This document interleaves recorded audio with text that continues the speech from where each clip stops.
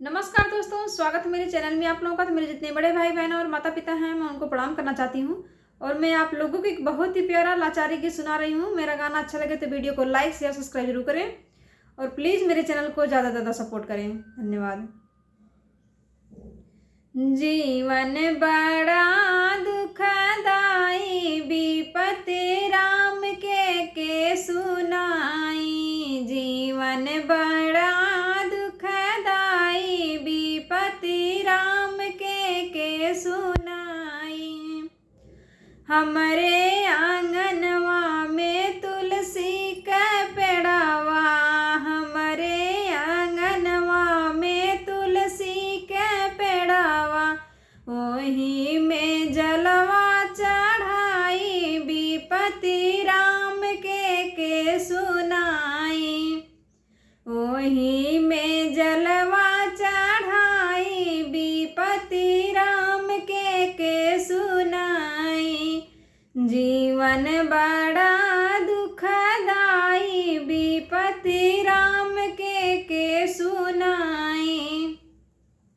हमरे दुअरवा पे निमिया का पेड़वा, हमरे दुअरवा पे निमिया का पेड़वा, ओही में जलवा चढ़ाई, विपत्ति राम के सुनाई।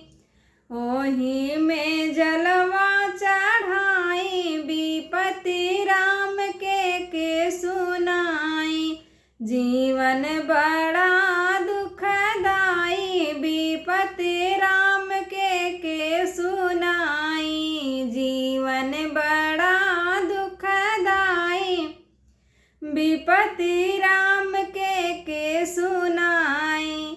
हमरे दुअरवा पे गैया बंधी है, हमरे दुअरवा पे गैया बंधी है, ओ नहीं के भोगवा लगाई, विपत्ति राम के सुनाई। ओ नहीं के भोगवा लगाई, विपत्ति राम के सुनाई। जीवन बड़ा दुखदाई, विपत्ति राम के सुनाई। जीवन बड़ा दुखदाई, विपत्ति राम के सुनाई।